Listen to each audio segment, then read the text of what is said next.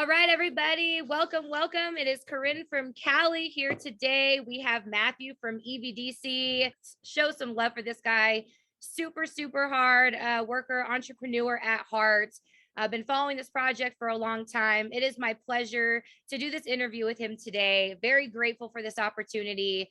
And if you have not already, let everybody know that we are live. Please get in the chat, share the on Facebook, and let everybody know. And now in the hot seat, we have Matthew from EVDC. I'm going to let you go ahead. And if you could just start by giving us a quick bio, tell us about yourself, your experience in the life of an entrepreneur, and what led you to EVDC. All right. So those that don't know me, my name is Matthew. I'm a serial entrepreneur, so that means I have more than one project. I currently have two. I'm pretty much jungling in between both, but right now I'm putting most of my time on EVDC because it's requiring a lot of energy because we're pretty much close to the launch, and everyone's excited. I'm excited. Everyone around me is excited. The whole community. The price is it's reflecting on the price. I mean, I'm not allowed to say that things are well just because the price is up, but I mean, it's a good thing. Everybody's happy. We're trending. That's a good sign. But hey, guys, remember that our project is not just based on the pump or the price. It's a utility that's backing our crypto. So for those that don't know, I have been an entrepreneur since I was pretty young. I tried to have a job once.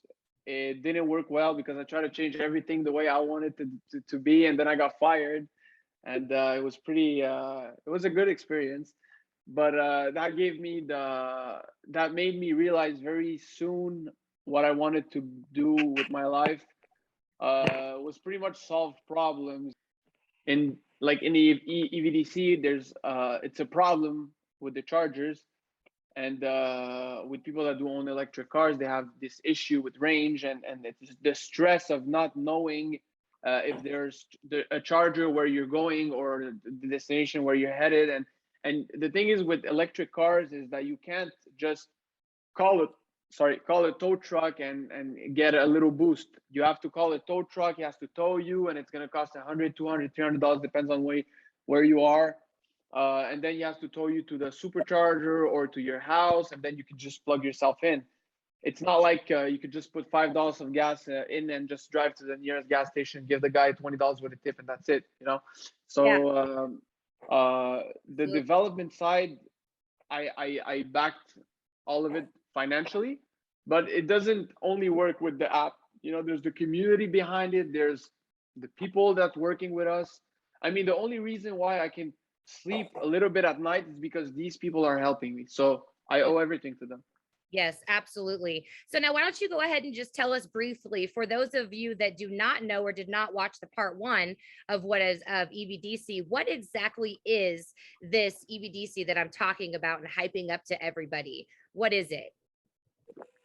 Okay, so EVDC is a charge map. So if someone owns an electric car, the first thing they will download is a map of all the stations available. Because it's not like gas stations, you just walk around, drive around, or be driven around for Teslas that can drive themselves, and just see like, oh, a Shell, Ultramar, whatever,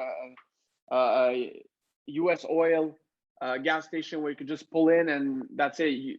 It's not like that with electric car stations. Most of them are hidden. They're in malls. There's no like signs that says electric car station 1 kilometer that way, you know, especially for long trips or on the highway. So having these maps is useful. A little bit like the guys that drive diesel cars. Okay.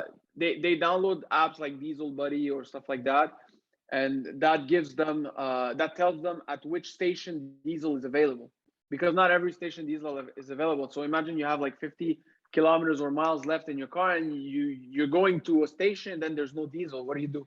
Same problem. True. Okay, so let me just recap. So it stands for EVDC is electric vehicle direct currency, right? And so it's a currency you can download your app, which is in test flight mode as of right now still, correct? No, actually, it's in pre-order mode now. It's in pre-order mode right now. Yeah, you can pre-order it. You can pre-order the final version. Okay. It's not confirmed yet because we're waiting on some approvals. Now, the pre-order version for Android was approved. For Apple, it's tricky because in order to tell you where you are in the map, we have to track you, right? Yes. And it's very itchy because of the tracking policies. But we're fixing that up. Once that occurs and happens, they will approve the version, and then we will be set, not confirmed, to be released on September 15th.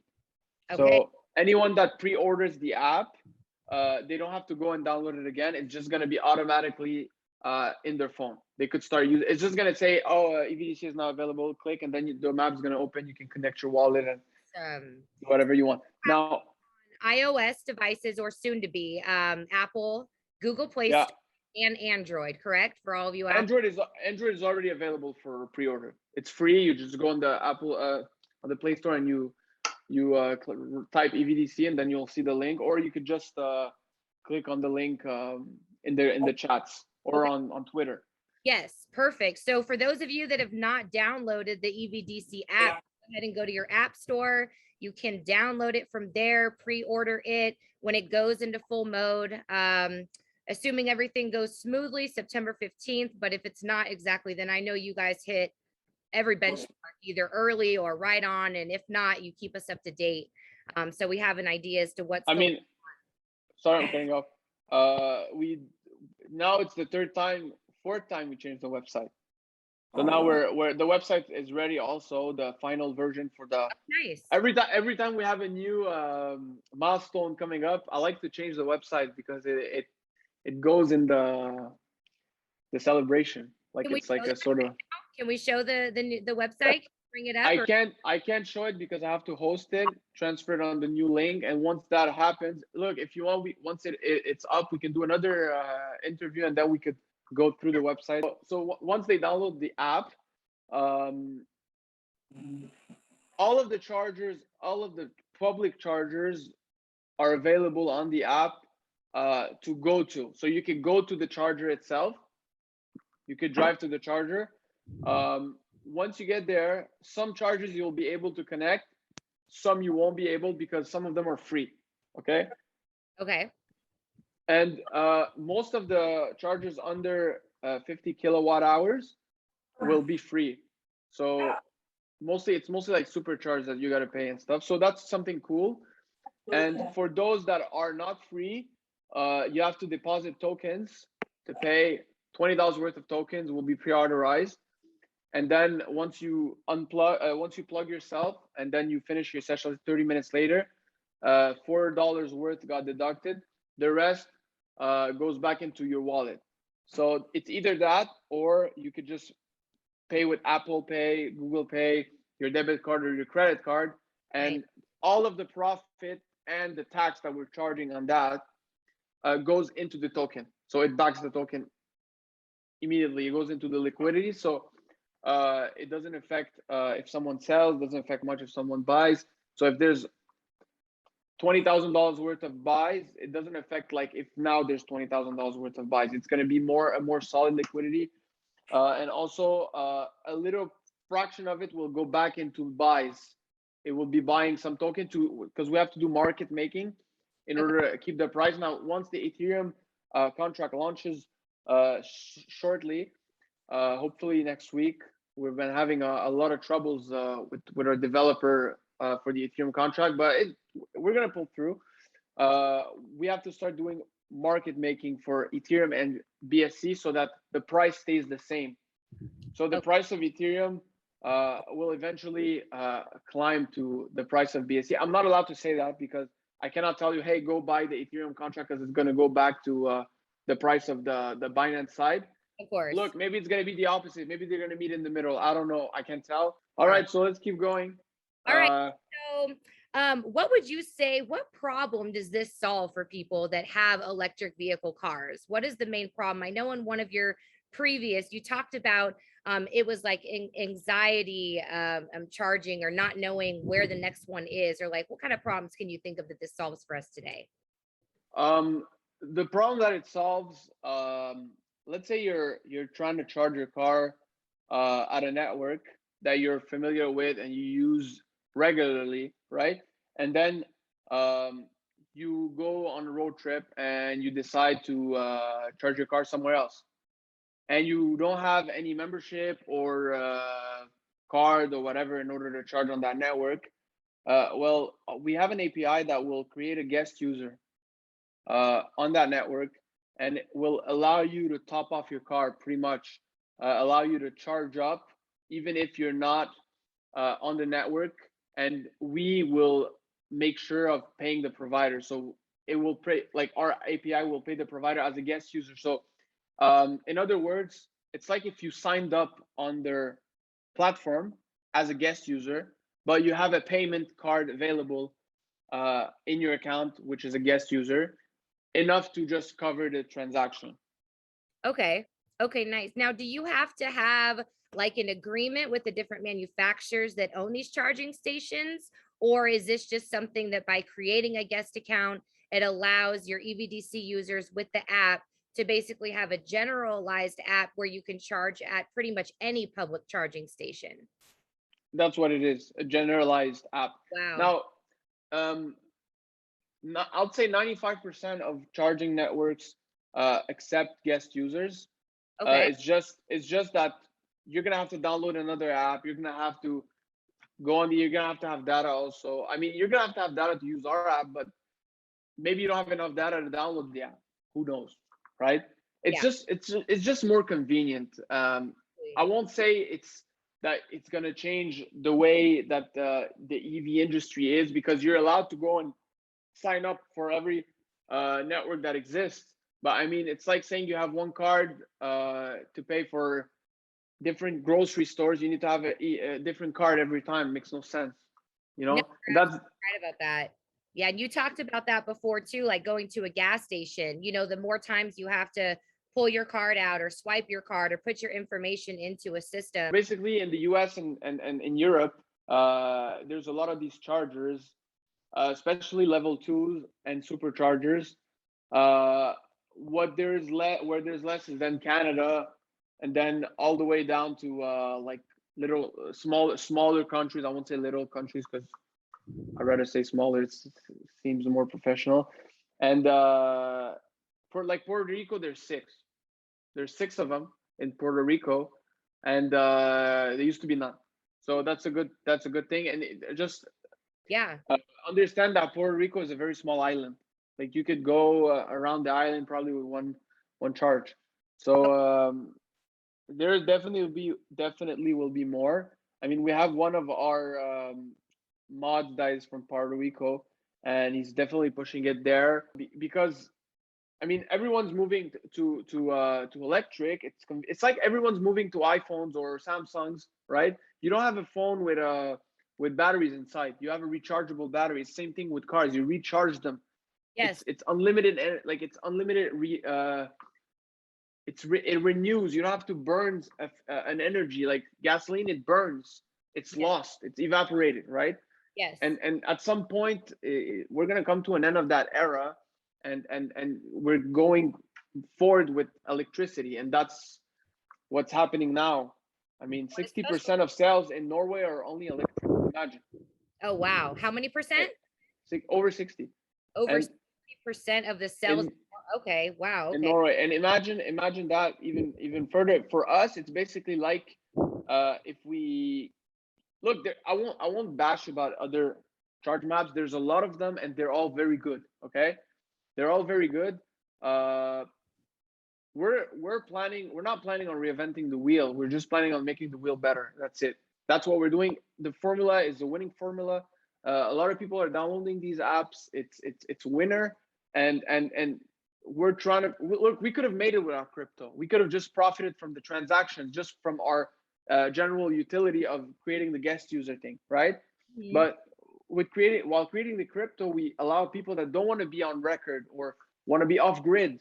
You just deposit tokens, you charge your card, that's it. Ciao, you know? Yeah, very smart. So you don't even have to input any of your personal information if you don't want to. You can actually convert. So you're saying you can use a different currency to convert it to the EVDC token to then charge with? Well, right now you could use pretty much all the Ethereum, BNB, BUSD, Tether. Um, Wow. the point is, look, from the way I see it, once we launch the app, uh, there's a lot of hype around the app that's saying that, oh, a lot of people are going to use cryptocurrency to charge their cars. That's not true. That's not absolutely not true. From everyone that knows about EVDC, not even look, I'm not going to start bashing people, but not even 5% of them own an EV. And that's, I'm being generous, okay? And charging your car with cryptocurrency as of now, if you're a regular person, it's not convenient because you're gonna have to deposit tokens and stuff other than just go ahead and Apple Pay or whatever. But the cool thing is, I thought about this, right? And I knew that everyone will use fiat until crypto becomes convenient, right? So I saw this from far away, and I was like, okay, I'm gonna focus on both, right? But when I'm gonna focus on the volume, I'll focus on the fiat transactions because it's more convenient, and then I'll tax them, right? A little tax, Yeah, it's service fees, right? And that tax will go into the token. So the token will grow until it becomes convenient. So that way everybody wins. And we're gonna gather a lot of users because not everyone wants to download an app that's only based on crypto, right? absolutely. And we have some chargers that aren't even available on other platforms. Plus, with I don't think I have to say this now. I was gonna talk about the personal chargers that people can buy. Yeah, we're going to talk about that later for sure. Okay. Yeah, So absolutely. so it's there's a convenient way of paying for your session. Plus, you can pay with fiat and crypto. Both of them are accepted.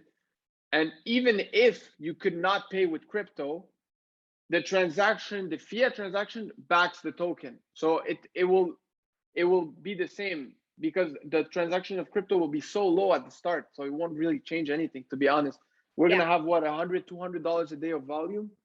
That's 30, 40 sessions, not even, compared to the volume of fiat that's gonna be $50 to $100,000 a day Yes. starting. You Yes. don't even know how far we will push the market. Now we've been saving a lot of money on the side. We've been holding ourselves from spending money on marketing, a lot of money on marketing to pump the price, pump the liquidity, pump the token. Yes. In order to pay for gather these users, these EV users, these are golden for us. It's like if you're saying that person that put gases in his car, that's your ideal client if you own a gas station, right? So, Yes. so you want people that put gas in the car. You don't want people that invest in crypto. You want people that put gas in the car. So people that put electricity in their car.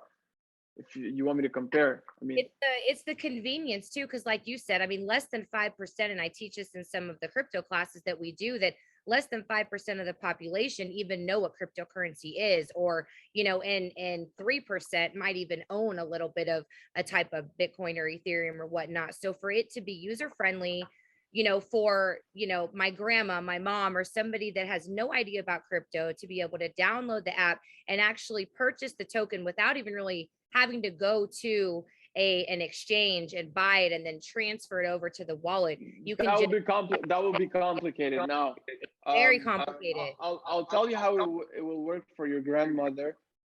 You will download the app on her phone. You'll set up her credit or debit card or Apple Pay, right?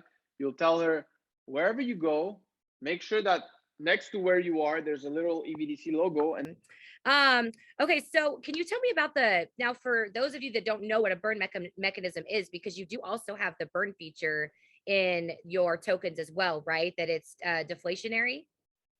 yes, but we did all the burns. We burned down to 100 billion. We did it already up front. We didn't Well, we okay. didn't make people wait. But Corinne, I wanted to say something before you were cutting off. Yes. Right now, all the holders that are currently holding the token,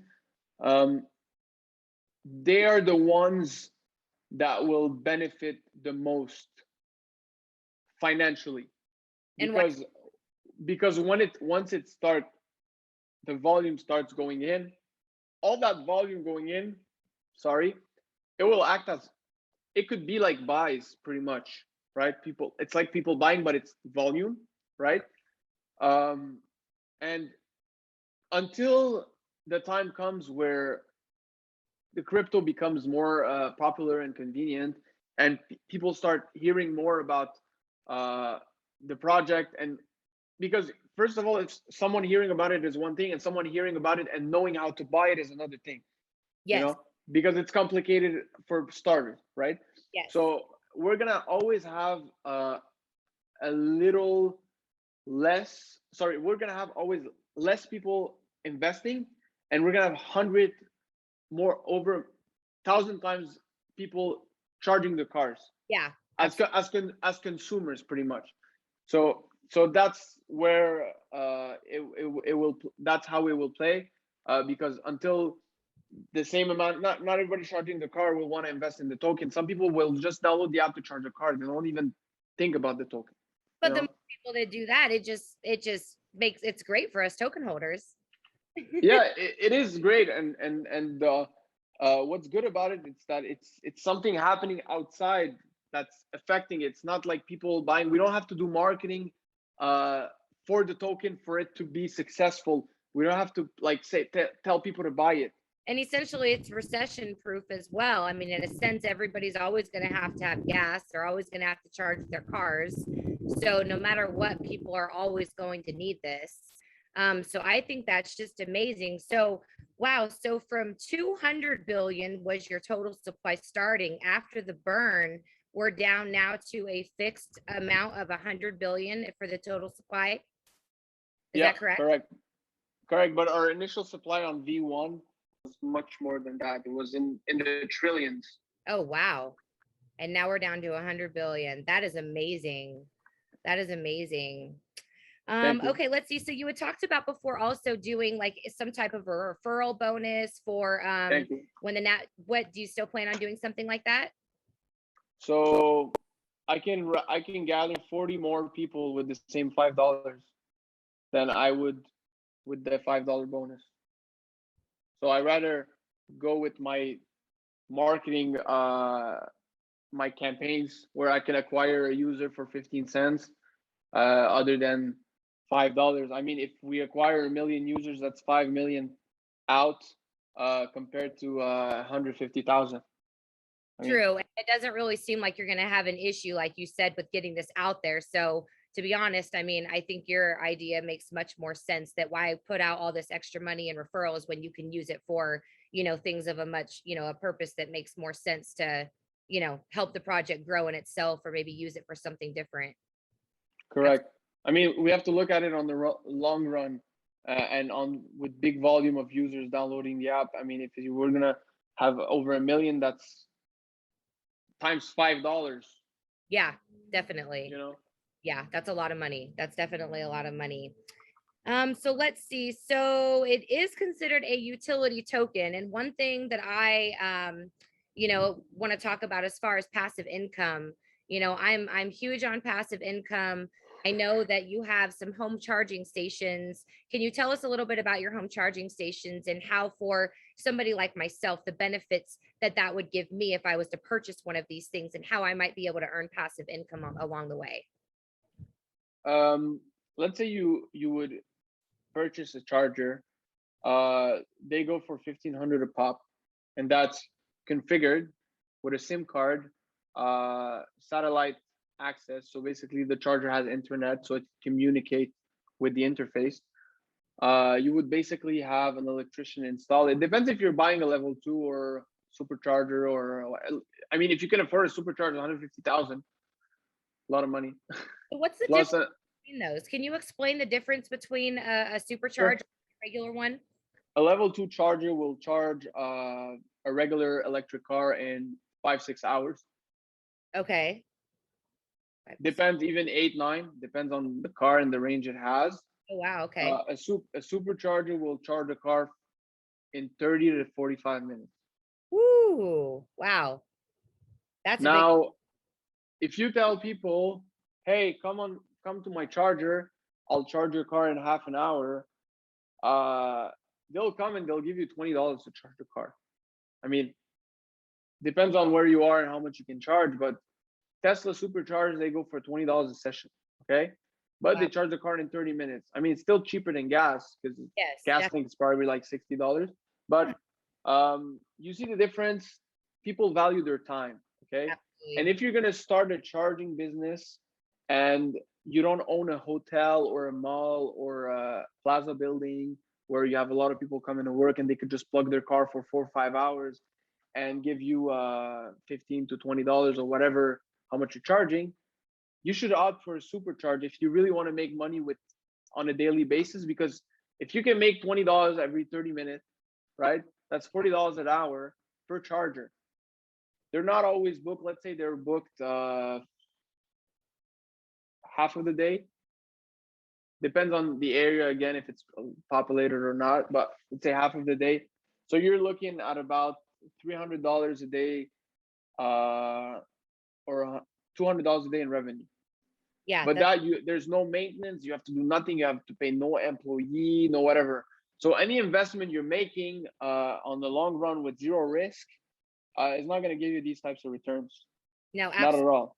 Yeah, absolutely. And even just for somebody like myself, I personally don't own an electric vehicle, but I could see how even just buying the level 2, like you were talking about, and having it at my own home, you know, something like that takes 5 to 6 hours. At least I'd have it here. I could charge it overnight.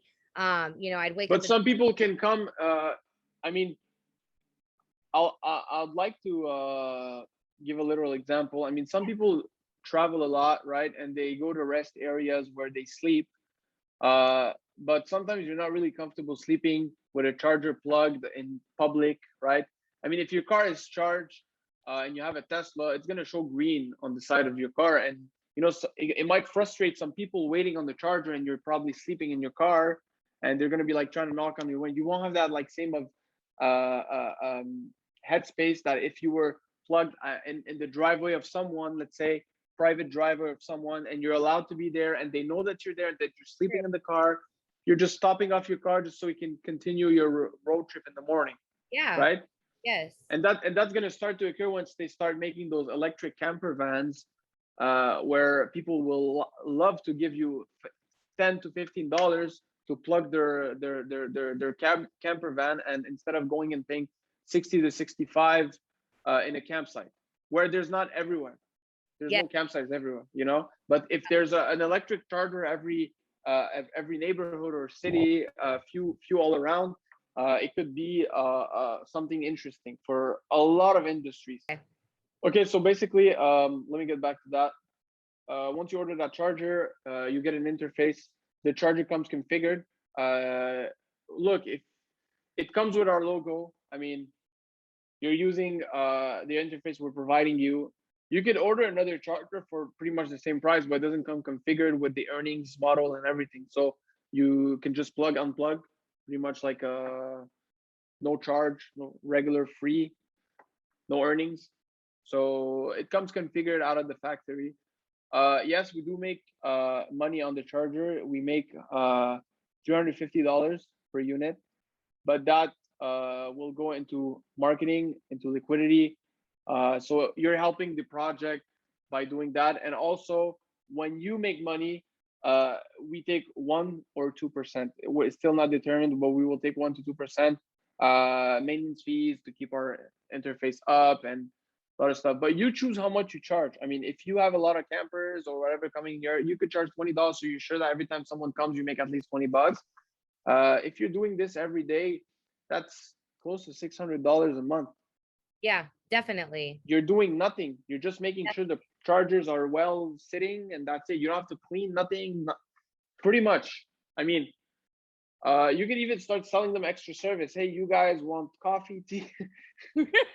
Right. It's all about convenience. You guys want to use the backyard? We have a nice pool, $20 more. You know, I'm just kidding.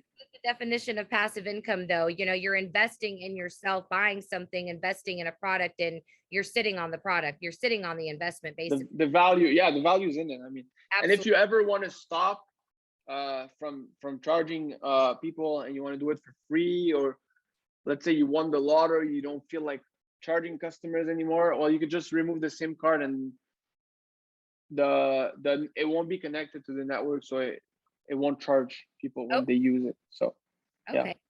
Awesome. Thank you for explaining that. Definitely. just so people understand that if they ever buy a charger, they're paying close to the price of a regular one, and if they ever change their mind, they're not tied to us.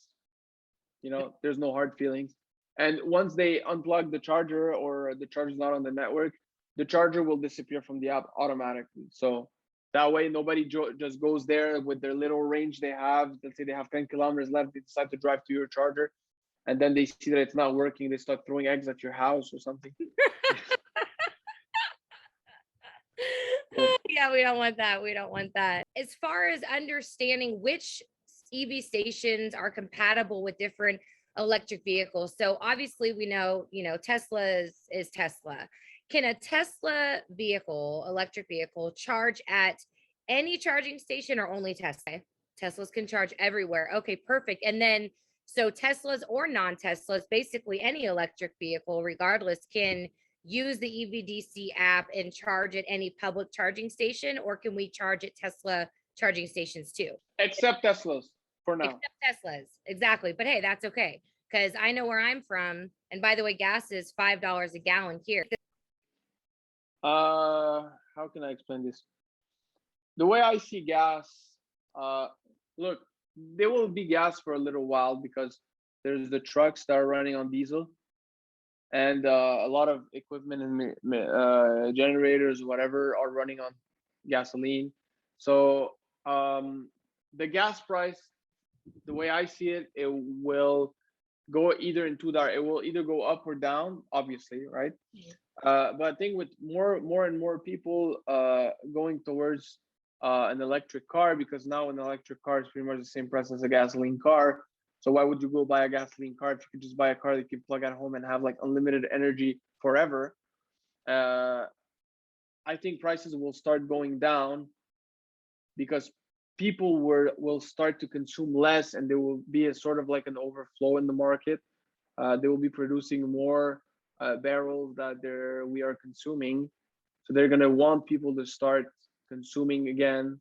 So they will drive the price down so they can at least move whatever supply they have. I mean, they still have a lot of supply. I'm not gonna lie. From if you look on the website, the indexes where you can see these oil rigs pumping out of the ground, there's still a lot of oil, and in order to consume that all, people are certainly not going to start buying gasoline cars again if the price of gas is where it's sitting. Absolutely. It's not motivating, but I mean, if you could just go ahead and drop the price from $5 to $1 a gallon, then you could fill up your car with $10. Then you're like, okay, I'm gonna buy an electric car. I have to do all this installation. I'm sacrificing sound. A lot of people like V8 sounds nice, but when you drive an electric car and you start feeling the lifestyle of it, because it changes completely your lifestyle. You're at work, you plug your car. You're at home, you come home, you plug your car. You wake up in the morning, you have a full charge. It's life changing. I mean, some people can't afford to always have a full charge in the car. They will put $20 at a time, for instance, right? Yeah. And that luxury becomes regular for them. Your car is always full. Yeah. So it's $100 every time to fill up your car. It breaks the bank for some people that make $500 every 2 weeks, for instance. Small paycheck or regular family. Going green and using this app and having electric vehicles is definitely a more efficient way to live. And I think looking 5 years from now, I mean, on the EVDC, on the white paper, it talks about how there's going to be 500,000 Shell gas stations, but I can only imagine how many electric vehicle charging stations we're going to see in comparison to that. Do you have any idea like how much it has grown in the last year and where it's projected to go maybe in the next 2 or 3?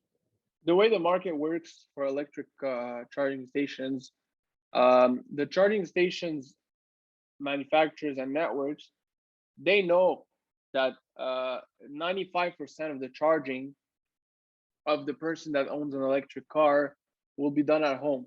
Okay, so that person will always be charging at home and will only charge if they're traveling or if they're stuck, like they need to charge, they have not enough range to go home, so they'll go to a charger, top up for 5-10 minutes, and then continue home. Because once they go home, they plug it, they go in, they cook, they watch a movie, they go to sleep, Yeah. they wake up in the morning, it's full, right? As I said earlier, about 5% will use it. So imagine the market is already narrow, and now we're narrowing it even more with cryptocurrency. Mm-hmm. So you really think we're going to survive off of people paying with cryptocurrency at launch? No, not at all. Not at We all. need what we could get, anything we could get, even fiat dollars, whatever, right? And that will bring the volume, and that will make us stand out because we'll have the crypto side of it, right? Yep. The conveniency will attract people in the terms of, hey, download this app, you don't have to download anything else, right? And that's key. And yeah, that's key, and that's how we will win. Now, keep in mind, there's a lot of networks that we have access to currently, and there's a lot of networks that we don't have access to because they're free, and there's a lot of gimmicks where sometimes it's privately owned by the hotel owner. He doesn't want to give access to whatever, but it's available on the app, and most of the time you're going to be able to see what type of charger it is, unless it's not publicly available. I can't really go and run to every charger in the world because we really have pretty much every charger in the world on the app, which is amazing, right? And just look at the specs. Hey, is this a 60 kilowatt? Is this 150? No, it has to be done automatically.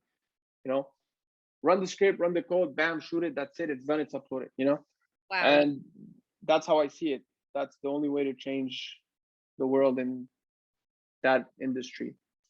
Well, I did download the app and I did plug in my address, and I was amazed to see how many chargers were actually compatible. I mean, there was, I want to say maybe 100 within 50 miles on the low end, and several superchargers. So I liked how you could actually see there was I forget what the spec is. The icon changes for when it's a supercharger. Yeah. Yes. So Yeah. it's like, oh my gosh, there's a supercharger. And, you know, like you said, time is money. So I can see people. That was Demiral's idea. He was like, hey, honestly, I should have thought of this, but Demiral was like, hey, man, we should have a different icon for superchargers. And it's genius because, oh, sorry, 1 second. That's okay. Because how it works here at the office, it's not a switch, it's like a sensor. Yeah.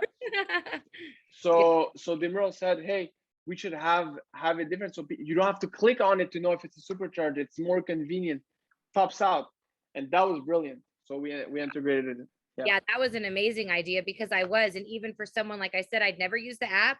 I don't have an electric vehicle. So for someone that has never charged at a charging station, wasn't even really familiar with, you know, I didn't even know there was a difference between a supercharge and a regular, other than the wording in itself kind of speaks for itself. But to be able to just look and see. So for someone that's never used this, it's very user friendly. I'm able to differentiate which ones are super, which ones are regular. And the whole process just seems very, you know, just like I said, my grandma could even get on it and click the side button twice for Apple Pay, or the Apple Watch feature that you have. It's compatible with the Apple Watch. So super, super easy to use. Let's see. So the supercharger is the way to go. Like, it costs a fortune, right? But you know, like everything costing a fortune at start, prices will go down. Eventually, we'll find a way to make it happen for a fraction of the cost, and then will be more available. And I'd say if we get twice the amount of superchargers we have now on Earth, I'm not even including Tesla supercharger network. I'm just including the third-party charging network, like from the networks, right? If we just have twice the networks we have now, like the superchargers, I think that it will be worth it for everyone to change just drive an EV, because you won't have the range anxiety anymore. It's not going to be available because there's already a supercharger probably like 6 miles, right? So imagine every 3 miles there's a supercharger. I mean, you can literally push your car for 3 miles. I mean, not really, but not really 3 miles, but like if you wanted, you could. Range anxiety. That's what it was I was looking for. And you're right, Yeah. because it's like, oh my gosh, where's the next gas station or whatever? But like you said, there's no signs that say the next, EV station is here or whatever. But by having the EVDC It's app, unexplored, pretty much. It's like because gas is available, that's the problem. The government, I'm not saying all government do, but some, they have like arrangements with the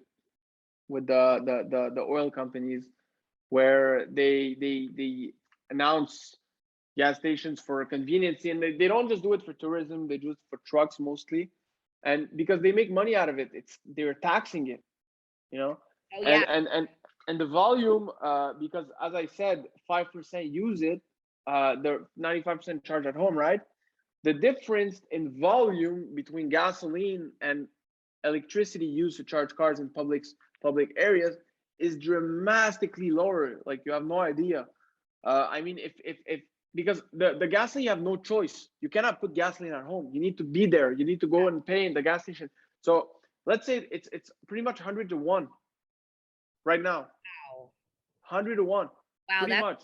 And I'm not even exaggerating. I think I'm being generous, to be honest. It could be 200 to 1, but because people use the superchargers in case, but people use the gas stations without a choice. yeah, So we're getting into a market where the volume is low. You need to get a lot of market share in order to survive. And every time you're gonna have someone plug their car, they're not paying a lot of money. They're probably paying $5 to $10, and you're taking a few percent off of that. So how much you're making? 20, 30 cents per session. yeah, I mean, that's not $1 billion in revenue before a long time, yes. So there's a lot of ways of improving that, the chargers, the private chargers. And I mean, that's the only way I see that it could be helping the project. It's the chargers. I mean, ChargePoint, they're not living off people paying to charge their cars. They're Mhm. living off the land property owners, the commercial mall owners, or the hotel owners, sending an email to a ChargePoint saying, hey, I want to order 15 chargers. All right, sir, that's going to be $98,000 plus installation. That's how they make their money, if you want the truth, right? So if we get into that market, it could help us grow our network, right, and grow our token, and we won't be having to wait a year or two for having the insane volume once everybody switches to EV, because everybody's going to start switching to EV soon, right? Because as soon as you start seeing that the government doesn't give incentives anymore for EV, they're cutting them off. That means that people are starting to switch for EV, because the government is the government giving you money to go buy a gas car? No, There you go. no. So that's how it works. Why would the government hand out money? They're handing out to start the train, but once the train started, they don't hand out money anymore. They're going to cut it off. Everybody's going to start switching to EV because they need to transport themselves, right? Mhm. And from 2030, some countries even 2025, any new car sales has to be EV. Gasoline will be deleted, I discontinued. read about that.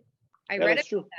Yes. And you said already it's 60% in Norway, and I think it was over 30% in China you had mentioned, but it seems like 50% is kind of about the average, the median of where 50% of cars right now that are being made are already electric. And I think it was by 2027, or starting in 2024 to 2027, almost all of them, like you said, will be EV. I'll tell you something, okay? Yeah. One of my best friends works for Tesla. He's Oh, an advisor at Tesla. They sell about 70 to 75, no, sorry, 170 to 175 cars every 2 weeks. That's one dealership. 100. Okay. Well, how Tesla works, they have one dealership in each like nation. It's not Yeah. like one dealership every corner like the others. Mhm. And it's called a delivery center, right? Everybody orders online or orders at the dealer, and then everybody gets the delivery at the same place. Okay. And it's so it's so easy. Like Tesla is like Apple in cars, right? There's Samsung, there's not HP, what's the name? Huawei. There's Motorola. There's a lot of other companies doing phones, right? But a lot of people are buying the iPhone, and a lot of people are buying other stuff, you know. And Yeah, that's how it's going to be with EVs, right?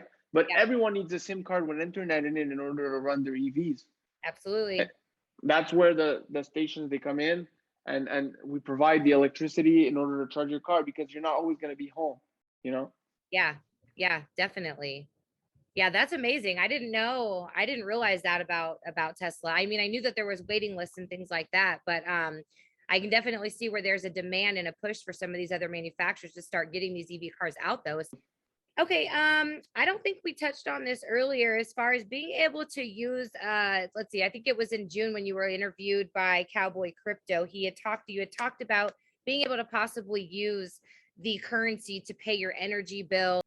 Um, how I know last time we checked, it was, I think you said the only thing standing in the way was your say I have PG&E was them accepting your token, right? Well, it's still the same thing. It's whatever currency someone is willing to accept can be used as form What of partnership do you have? Are you allowed to say? well, right now we have a partnership with eDrive. Okay. I don't know if the open charge map counts as a partnership, but yeah, that's what we have. We don't need to have a lot of partnership. We just need to have a lot of data. That's it. And yeah, so we're overworked. I'm putting a lot of hours in. I arrive here around 6:30 in the morning, and look, right now it's 10 p.m. for me, and I'm still here. Wow. Well, I super appreciate So you being here. yeah, I was planning on shaving for the interview. Then I'm like, hey man, if these guys like me, they'll like me even if I didn't shave. You That's know? right. Yeah. So Well, there's no doubt you're definitely a hard worker. I definitely got to give it back to you and Dimrail, is it say his name? Demira. Okay. He's amazing in the chat. You're like definitely lucky to have him. You guys are lucky to have each other. Making sure that, there's no FUD and answering questions. And I know he was extremely helpful with me and communicating with me to get this interview with you. A few more questions that I have, if you don't mind. I know it's late and you probably want to get going, but as far as Oh, the I'm not going after this. oh, I you're not still have a lot of stuff to do. okay. Yeah. Okay. As far as the app, so when you create the app or when you download the app, now it creates like a wallet. Would you say that it creates a wallet in your account in a sense, like a digital wallet, or what does it store? Does it No, just I'll explain it to you. okay? The way to control it, how it works, is that once you download the app, you have a QR code and an address. Okay. In order to top up your account, you have to send $20 worth of tokens, and the app tells you how many tokens exactly that you can copy it, and then you send those tokens to an address. The address is the deployer, but the second version of it. That deployer has a trigger. It knows that this account ID, obviously you have to sign up for that. It knows that this account ID sent $20 worth of tokens, and then it will top up your account with the $20 worth of tokens. Okay. Once that happens, then you have $20 to play with. So you can go ahead and charge, and it could stay in your account until you get to $12, and then you have to top it up again to 20. So you're gonna have to send 8, and that's how it will work. I mean, at the start of it, with everybody being everywhere in the world, we might have some issues with some places, but it will be corrected pretty quickly. And also, as I told everyone, most of our volume will come from fiat transactions. Yes. So they have to understand that. I mean, if there's one person out of 100 that has a bug, we're gonna be able to attend to it immediately, because we want to make sure that everything works fine. And the only way to do it is to do a public test. Absolutely, absolutely. So it automatically converts it for you. So that's amazing. Yeah, it takes 3 seconds. That's awesome. I haven't touched on the liquidity as far as the team, the liquidity being locked as far as the team. Do you guys have it locked up for so many years, or what is your the liquidity right now it's not that huge, to be honest. okay. And as soon as we have it locked, yes, but I think if we did it for 6 months, because we have to do market making, and sometimes doing market. Well, first of all, it's many liquidities. It's not like one liquidity that's locked in one account. We have many accounts with all of them locked, so that if we, let's say we need to unlock one of them that has, let's say, $5,000 in it, we can do that and then use that to do the market making, so that the prices of Binance are the same as Ethereum or any other pair that exists. That's how they do it, by the way. They create they program like transactions, and Okay. that's how they do the market making. That's what's happening on Coinsbit, but they're doing it for us and they're charging us an arm and a leg for it. And basically, if we lock the 100% of the liquidity, we can't do that. So that's No, the only way. true. We don't need more than 5%, pretty much. I mean, Okay. Okay. but Yep. I look, the team is doxed. We're KYC pretty much everywhere. We're audited. There's no mint function. There's a lot of things that people would have worried about that they don't need to worry about anymore. I mean, it was really hard to get the trust of the people. At first, in the chats, it was debates on trust and the team, and people thought it was a scam. Or, I mean, I can't blame them. There's so many scams in crypto.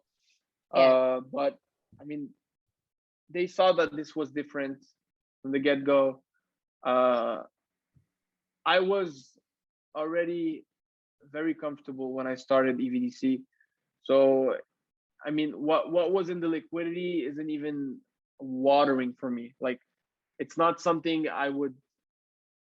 There's no amount, first of all, that I would steal for, just so people know. But it's not, even if someone was in my position. I mean, it's not like I won't say worth it, because no amount is worth it. But it's the project for me is bigger than all of this. Gotcha. You know? Yeah. And you've made that very clear. I mean, you can just tell, just so this is only the second interview you've ever done live. Is that correct? Because I just saw one other one that you've done on YouTube. Yeah. Well, nobody's asking me for them. I mean, if you guys were asking me, I would do one every day. But no one. You're the second person that came and, hey, we want to interview. I was like, fine, why not? You know, Yay. nobody's asking for them. I don't know. Are you guys afraid of me or something? I don't know. I think we just need to get, but you're right. I mean, there's so many scammers out there that people just aren't sure, but it's been very clear, with your project. I've been watching you guys for, well, it was probably right before, it was in April. So it was literally right when you guys To start. it just started. You weren't even on CoinGecko yet. So, I was just digging and digging and digging. And I just happened to, thinking about things that are recession proof, that might hold up in the bear market, that we're always going to have a use for. And I just happened to search electric vehicle or electric currencies, new crypto, whatever. And you guys just happened to pop up. There was hardly any information there. And there was only a few hundred people, I think, in your Telegram when I joined. And I sat back and watched for at least a month and in the Telegrams, and got on Twitter, all of your different social media platforms too, which you guys feel free to put in here. I'm going to attach them to the video when I do post, but to make those links available for people also. And I think one of the things that really just sold me on you sold me on yourselves. And it wasn't, the product is a great idea, but just seeing the different representatives of your company in the chat, seeing that every single the white paper that you guys had, if you set a time limit with yourselves on something, you hit it. And if we didn't get an exchange that you were looking for, and I know some people were upset because it didn't get on CoinGecko as quickly as they would have liked or whatnot, but just staying patient and explaining the process, and just ensuring us that you guys are, everything works. I got into an exchange so I can list CoinMarketCap and CoinGecko, because the mods were telling me that this was a huge problem, right? Yes. So it cost me upwards of $10,000 to list a pair on an exchange just to get listed on CoinGecko.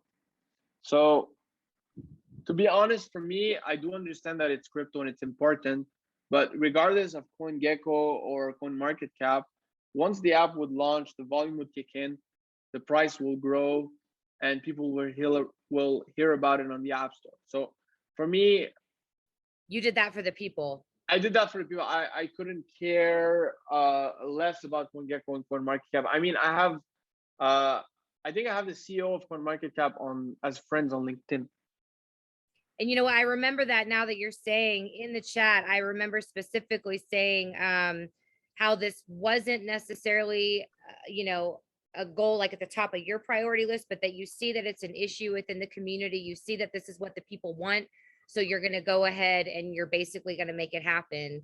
And you did. And you did. So I just think that's amazing. And I mean, like I said, your white paper, everything you say you're going to do, you guys do, you follow through. You know, Kareem, you know why people wanted to go on CoinMarketCap? Because more people will see it and we will have more holders. That's the reason why people wanted to go on CoinMarketCap. Now, if these holders that are currently the current holders knew how crypto works, they will take a look at our liquidity and they will be like, hey, if there's a $1,000 buy, that's a 2% price impact, which is huge. Okay. If the app launches without us going on CoinMarketCap and that volume kicks in, there's less holders available, and so the liquidity is lower, then that volume will be affecting the price much more than if we had 2,000 to 3,000 more holders. So it was in their best interest to not get on CoinMarketCap, not get more holders. But because some of them see it as a, sorry for the like the words I'm going to use, shitcoin, pump token, anything's related to pumping tokens, whatever. The basic principles of these tokens is get as many buys in as you can with as little to none sales that you can, grow the holders as much as you can, and that will create a 10, 20, 30 times pump, right? But that's not what we have. We're going to get a 10, 30, 50,000 times pump. Absolutely. If God willing, but we won't create it based on something artificial where someone can just become a party pooper and just sell everything he has and then, that's not what I want. I'm not going to work that hard so that someone can get rich and then it will destroy the project for everyone. Absolutely. Yes. I want, if someone sells from the holders that we have, I want them to sell, let's say 50,000 worth of tokens that it doesn't affect the price much. That's what I'm looking for. And it will be their loss because what's coming is so huge, and the person that's working behind the project, which is me and everyone, we're very sharp and we will get where we want, and our ambitions are high. Okay, so if they want to be part of something else rather than ours, fine, it's fine for us. I mean, we're not taking it personally. Our goal, we have a goal, and our goal is not to get everybody rich and then the project is done. You know, if I wanted to be that, I'll be selling penny stocks. It's not what I'm looking for. Yes. Okay? I'm looking to create. I wanted to create an app for this problem, and I wanted to have a community behind it because I really like the communities behind crypto. To be honest, they're amazing. They're supportive. I like the memes behind it. It makes me. It's a little funny, to be honest, and I find it funny and amusing. So I like to have everybody involved.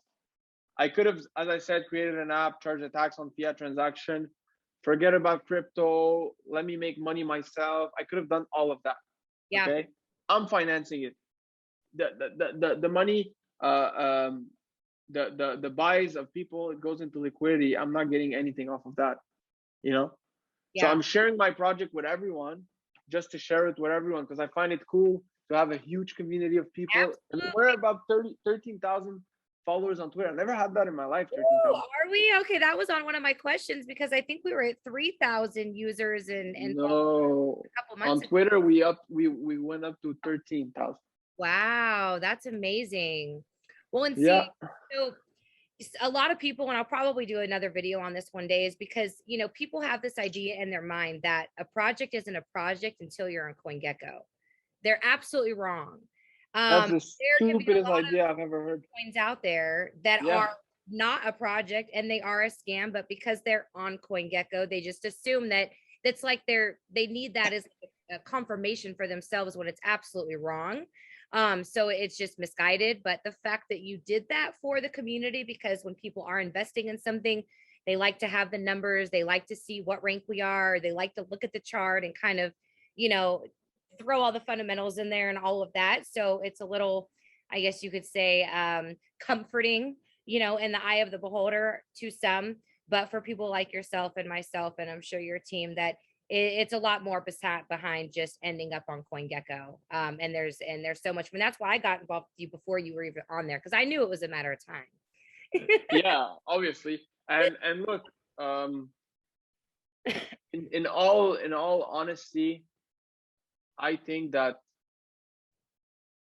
our project is the type of investment you like invest on it today, and you like look at it in 2 years, 3 years.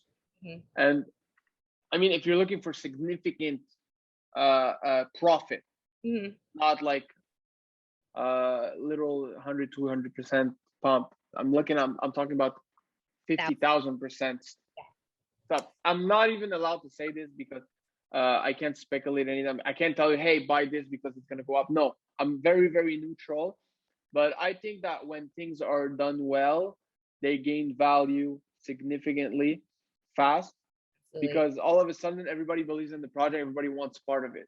And now when that happens, prices we're seeing now won't be available anymore forever.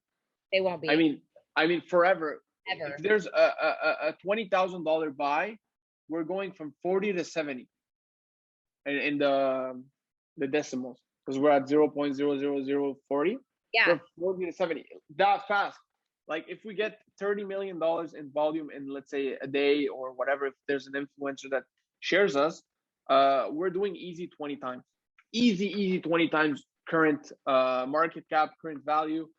And because the liquidity is not as huge, and we're not a lot of holders.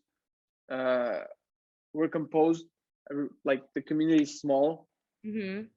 So once the outsiders start joining in and start seeing that, man, this community is so strong, and everyone starts buying in, the price is going to be, it's going to skyrocket. And that's why I was telling everyone, I wanted to make sure that I did this video, I did my part one, and that I had a chance to do this interview with you today before the actual launch takes place, because, you know, I want people to buy in now. I want them to invest. And one of the best things about crypto is, you know, it's for the people. You know, you're for the people. Your project is all about making things convenient, and just, you know, accommodating all these needs and whatnot, and the passive, you know, income and the convenience of having charging stations in our home. But ultimately it's about the people, and that's kind of what the crypto community is about. And right now the coin is literally, your token is a fraction of a penny, and there's so much upside to it that social media and, you know, a YouTuber that has a ton of followers or an influence in the community is going to do great. But I think just your product alone and the app alone, once it launches next month, and word of mouth, once people start using this, it's going to just fly like fire. Like it's just going to explode. So I'm hoping that a lot of you, if you're not watching it now and you're watching it later, you know, and you can, on Uniswap and PancakeSwap are the two exchanges that you can get it on right now. Is that correct, Matthew? Coinsbit also. And Coinsbit. Okay. And then you have applied for, I think it was 16 other exchanges that we're still waiting to hear back from as well. Any news? We heard back from them. It's just that we haven't set something like a date for our next exchange listing. Right now we want to launch the app, then we'll launch exchange listings. Perfect. That makes sense. But we have everything we need from them, pricing, contracts, everything. So awesome. It's pretty, it's fine. It's gonna be fun. That sounds amazing. I'm not worried. You shouldn't. I'm gonna go get some more tonight and the next day, and I'm gonna keep accumulating until the app launches, and definitely help you guys in any way that I can. I look forward to doing more follow-up videos and just kind of following you guys along the way. So first question to ask you guys is for the audience. What % of vehicles in Norway are electric? And this is for the Zoom chat. I don't have a Facebook chat up right now. So if anybody can remember, type it in. Can I answer that, or not me? Hey, you know what? I'm going to give 5 seconds. And if nobody else is going to answer, then you can answer it. And I'll send you one of my NFTs. All right. 5, 4, 3, 2. All right. It's all yours, Matthew. Still, we got specific 63. All right. I have your information, so I'll get with you after this and tell you what you need to do for me to send you a it'll be Marvel's very first digital NFT comic book. So Marvel, Damn. their very own first edition NFT comic books, and I've been getting them like crazy. So I will send you the very first edition that they ever dropped. Nice. Yeah, no problem. All right, next question. What is the total supply, you guys? Total supply for this? You can, well, no, I'm not going to tell you you can cheat. If you know where you can look it up, look it up. But we talked about it. It was 200 billion. There's a burn factor. Tokens have been Someone burned. answered. Yay! But that's cheating. He's a mod. Hey, you're CO. So you're both going to get, I'm going to issue both of you a Marvel NFT. Nice. So I will send those to you after this. So let me just wrap up by saying, I just want to kind of recap real quick. So EVDC is an electric vehicle direct currency.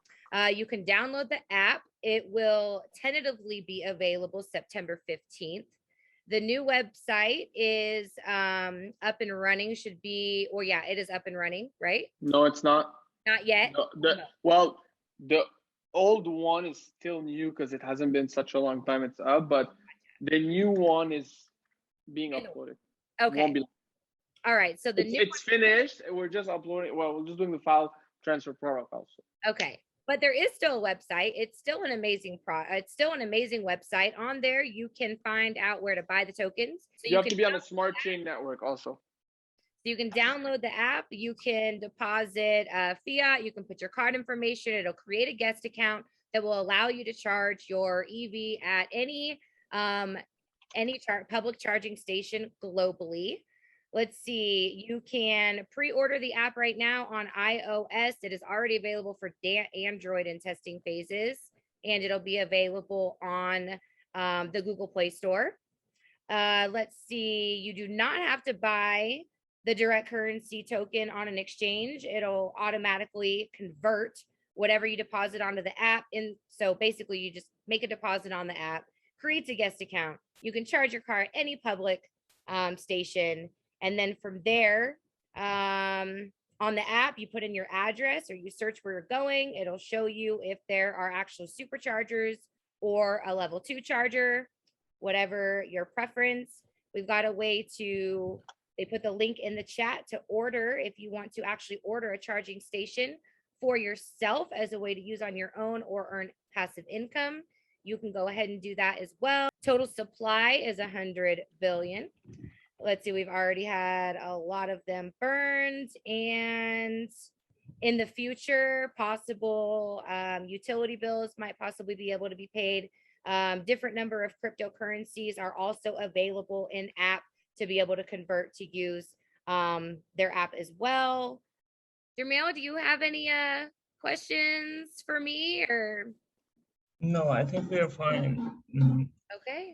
Maybe you missed the tentative date for app launch, Matt, you mentioned. You did not. September 15th? Oh, yes. Perfect. Thank you. Perfect. September 15th, you guys, is tentatively the date that the app will launch. So you still have about 2.5 weeks to go in and buy these tokens. I am not a financial advisor, you guys. I am not here to give you financial advice. I am only here to simply share my knowledge with you and give you as much information about this project as possible. So happy to have Matthew with us today and share all of this, his hard work, and kind of just answer our questions, fill us in on this project. But you do still have time to get in early before this launch takes place, because it's definitely going to take off like wildfire, you guys. And don't want you to miss out on this opportunity. Matthew and Demrell, you have both won a Marvel's first edition NFT comic book. So I will be sending you guys those. And other than that, if you guys don't have any more questions for me, again, as a community, support, if you guys need anything from me, just reach out, whatever, however I can to help. You guys just let me know.